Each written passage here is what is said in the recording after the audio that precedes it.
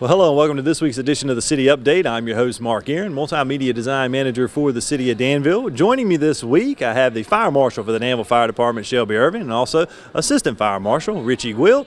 And we're talking holiday decorations, wanting to keep you safe at home during the holidays. We know this time of year everybody's getting out, putting their trees up, their lights inside and outside the house, so we want to keep you safe. We're actually here at one of the big box stores here in the city of Danville, Home Depot. They've been kind enough to let us come into the store today to give you some information on keeping you safe during the holiday season. And Shelby, I know we talk a lot about this each and every year, but want to reiterate a lot of the great things that you give your viewers on Fire Watch every year, and I know we've done that again this year. But when it comes to holiday lighting, and I guess inside the home with your Christmas tree and everything, what are some of the main things you need to look for? Okay, Mark, we talk about the live trees and the artificial trees. So we're going to start with the live trees, making sure that you get a tree that when you pull the branches on it, you don't come out with a whole handful of the leaf stems. Make sure it's a fresh tree. And right after you purchase it, get someone to take an axe and just cut about 2 or 3 inches off the bottom and make it fresh again. Watering it constantly every day to make sure. Another thing is the placement of the tree. I know a lot of people now like using their fireplaces and gas logs and really heating up the homes really hot. And putting a tree too close to that will dry it out. No matter how much water you put in it, there's a greater chance of drying it out. And also what you're putting on the tree, make sure you inspect your strand, each one of them cord by cord, to make sure there are no frays or cracks in your cords, to make sure for your tree. Then the artificial tree, same thing. Make sure you look at the lights that you're putting on them. A lot of them are pre-lit. I know at the end of the year, when we take them down, we want to get it down fast, and we just fold them up and put it in the box.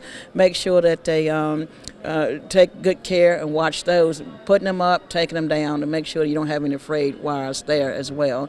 And make sure that pets don't get around and chew on the trees, whether it's a live tree, whether it's an artificial tree. And children, the same thing, keeping them away.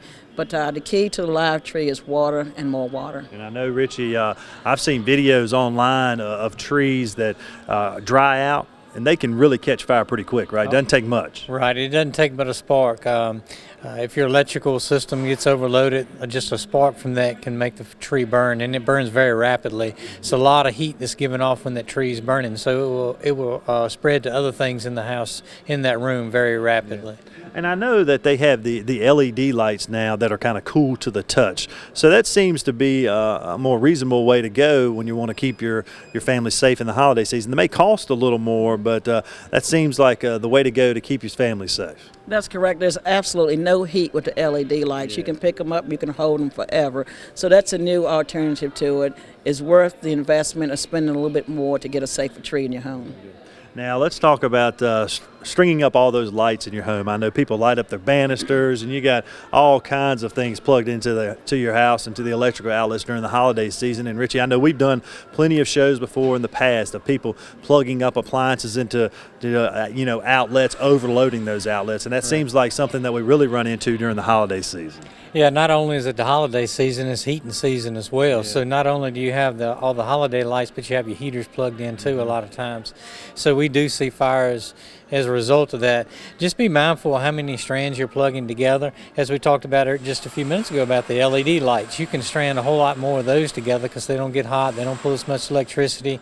So those are a whole lot safer. But the older type strings of lights, we start stringing a bunch of those together, we're going to overtax our electrical system. And when we do that, it's going to heat our cords up, it's going to heat up the electrical system, and that's what causes the fire. Pushing all that electricity through small wires causes it to heat, and that heat turns into a fire. Now, are there particular types of electrical cords that you need to use for indoors versus outdoors, and to explain that a little bit? Yeah, there is a difference between an indoor and outdoor cord. Obviously, we want something outdoor that's going to shed the water away when it gets wet, and has some type of mechanism, if it does get wet and short out, that it will trip a breaker.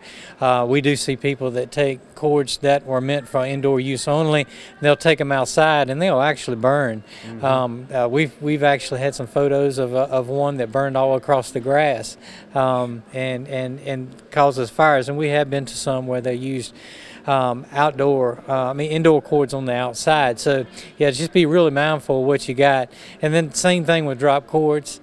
you get what you paid for. Yeah. These little, what we call our real cheap 99 cent to $1 or something drop cords, they aren't meant to carry the load of our indoor or outdoor lights, and they're especially not made for outdoor. And all these packages are clearly marked, and I know Shelby, all of them have been rated, right, by the UL. They have the UL code on them, right? Those are the ones you want. Yeah, they have UL codes and some other codes on it. Just take the time to read it and make sure it's been tested and safe.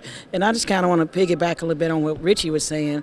The strands of lights, it's suggested no more than 3. Okay. Yeah, when you get to 3, tap it off there and start another string. And then I know a lot of people, when they go to hang lights, whether it's indoors or outdoors, sometimes I remember old Clark Griswold stapling the lights on the gutters outside the home. That's the first thing that comes to mind. But yeah, we think it's funny, but it does happen, doesn't it, Rich? Yeah, it does. And then not only do they staple them, they leave them up there year round. Yeah. So those lights weren't designed to be staying up all the time. So the weathering on those, it's not a good idea to leave them up. And then obviously stapling, the staple will go through a pinch that wire, cause a short circuit, and then we'll have a fire from that. So they make gutter connectors that you can buy. They're not very expensive. They connect onto the gutter that holds the wire, or some other means. And we don't want to drive a nail through them or staples to hang them up. And then I know I've seen before, we've done this on previous shows, or showcasing on previous shows, people closing them into windows. You have the electrical cord, going outside of the home, and they'll close the window down on them, right? They will. They'll close the windows. They'll run them through doors. Every situation. What's important right then is getting those lights to work. But again, take the time and do it the right way. You don't want to slam the door or window on it, because you can pinch that outer coating on it, and all it takes is a little crack and a little fray to rub the wrong way, and you have a fire. Oh, and another topic I'd like to touch on while we have both the fire marshals in the city of Danville here with us today is candles. It seems like a lot of candles are set out during the holiday season, and these can be very dangerous, because I know I've even left the house before. My wife had lit some candles, and we get halfway down the road like, did you blow out the candle in the bathroom? And no, so it happens a lot. So this can be a big fire hazard, right? It can, Mark. Candles are gifts. A lot of people like to give them for gifts. I have like a box of them at home, but I will not use them. I prefer to use a candle warmer. The candle warmer, you're going to get the same effect, but you just do not have the live fire and the glow. Now, they've come out with the battery that even looks like, and I have one of those, and it's by remote. Right. I mean, it looks just like a candle, and as a matter of fact, you're talking about leaving home. I put that candle on one night, and it's a remote, and it's battery operated, and I went to bed. What if that had been a real candle? I would have had an incident in my home, and I know better. So I suggest that people get the battery-operated candles or use the candle warmer. It's just like a little hot plate-like thing that a lot of people can put coffee cups on them and use those, and I guarantee you your candle's going to last for years by using a warmer like that. But if you do use a live candle, I know a lot of people like that. They like that smell, the ambiance and everything on it. Go ahead and make yourself a note. Check the candle. Get everybody in the house. Make a routine for everybody. Let's check the candle. Let's check the candle. All right, now as we move to the outside, Richard, we talked on the cords that we need to use need to be clearly marked for outdoor lighting. Any other things that our viewers need to be aware of as they go out and light up the exterior of their home? Yeah, a lot of people like to string lights and garland and everything around the light bulbs and everywhere else, making everything look real pretty and festive. Be careful with the heat that's coming off from those that may set those on fire. Like we've already spoke about the number of lights and those types of things that we put out. Just be safe, be mindful, think about what you're doing, tripping hazards, those types of things, because like you said, Clark Griswold is my favorite movie as well, and we don't want to turn out like him. Absolutely.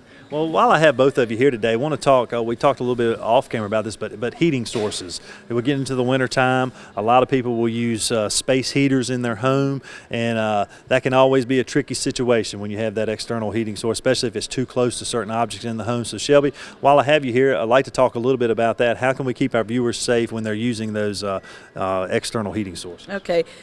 Space heaters, there are every year it's more and more that's being produced and out there now. You have them coming up to the ones that cost $400 all the way to the one you can get at $10. Well, again, you're getting what you're paying for. Nevertheless, just be safe with them. If you're going to leave home, not only turn them off, unplug them. Space heaters need space. And when I say that, I mean 3 foot of clearance in all directions of it. I know a lot of times we'll have people just really, really cold, and they put it close up to the bed, close up to where they're sitting, and it will cause a fire, and it has caused a fire. Fire Marshal Richard, he was talking about the drop cords. Never put those into any type of drop cord. You want to go directly into the wall. They are designed for temporary heating. Let it stay on for 15 or 20 minutes, then shut it off. Put it on for 15 or 20 minutes to get your room warm enough, and then turn it off. I can't tell you exactly how many fires every year that we have because of space heaters. And people think that they're saving on their utilities, but actually they're not. Not with that little kind you just plug in and the little coils just warm up. Now you got these radiant heaters in the wooden boxes. They're a little bit more safer. You look at those, you're going to see a cord, just so fat. But then those little cheap ones, you're going to see a little small cord. The indication is if you keep it on for a while, go feel that cord. And if it's warm, it's telling you something. It's time to take it down. And Richie, I know some of these are fueled by different, not gasoline, it's kerosene, right? But I know we've highlighted on this show before where people will use gasoline and tragic results, right? Right, and make sure the container is marked for what you're using.